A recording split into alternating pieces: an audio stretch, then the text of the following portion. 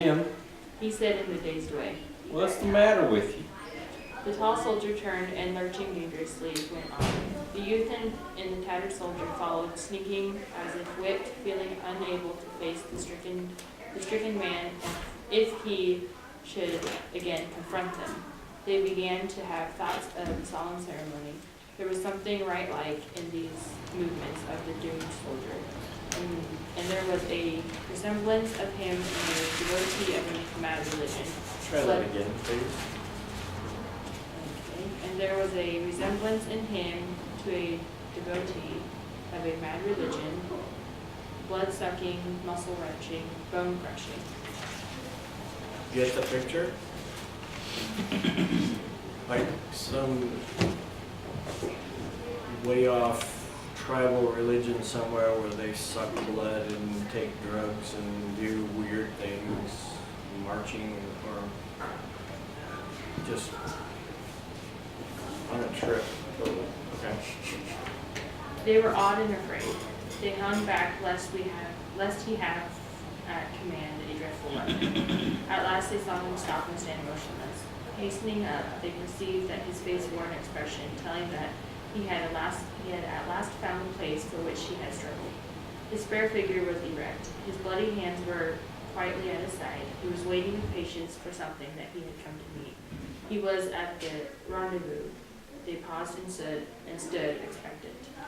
There was a silence. Finally, the chest of the doomed soldier began to heave with a strange motion. It increased in violence until it was as if an animal was within and was kicking and tumbling furiously to be free.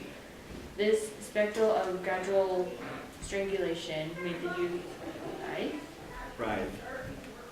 And once, as his friend rolled his eyes, he saw something in them that made him sink wailing to the ground. He raised his voice in a last supreme call. Jim! Jim! Jim! The tall soldier opened his lips and spoke. He made a gesture. Leave me be. Don't touch me. Leave me be. There was another silence while he waited. Suddenly his form stiffened and straightened. Then it was shaken by a prolonged ague. Thank you. Go ahead. He stared into space. To the two watchers, there was a curious and profound dignity in the firm lines of his awful face.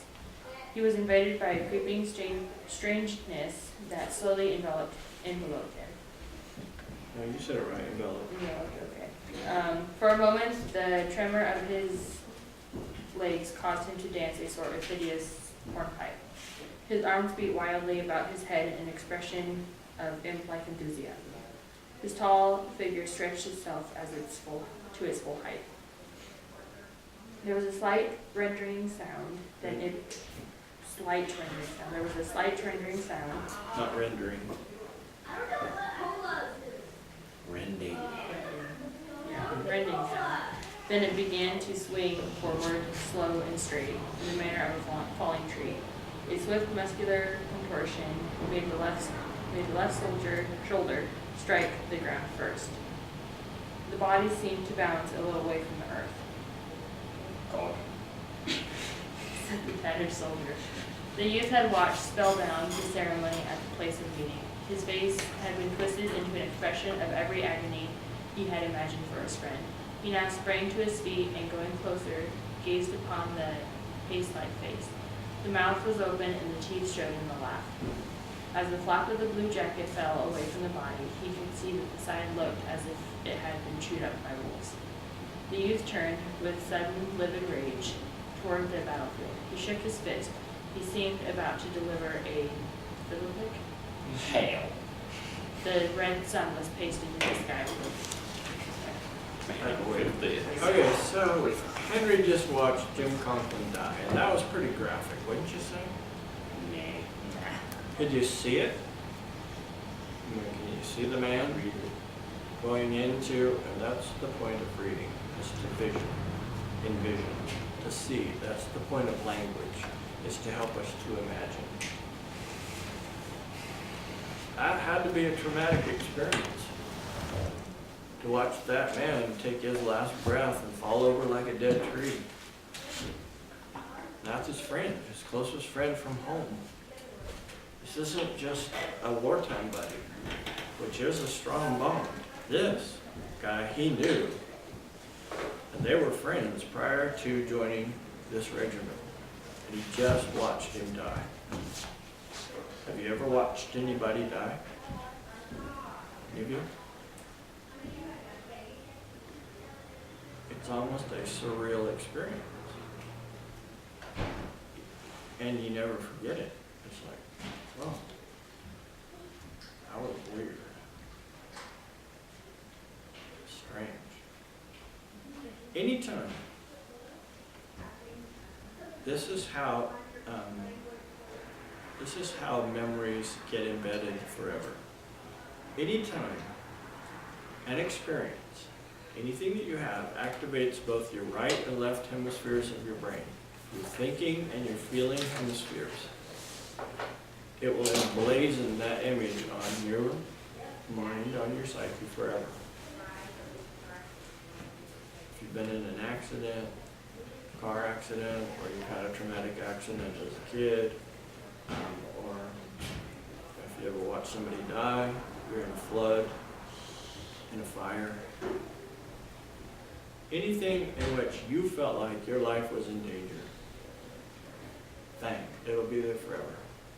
So we can't forget that at the end of chapter 9, Henry now has a new image that emblazoned in his mind.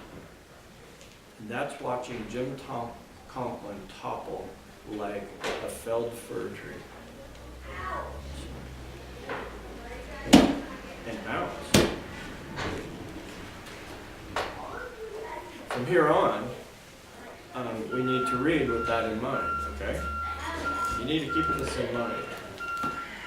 Not only has he been in his first battle, not only has he run from his first battle, but he just lost his best friend.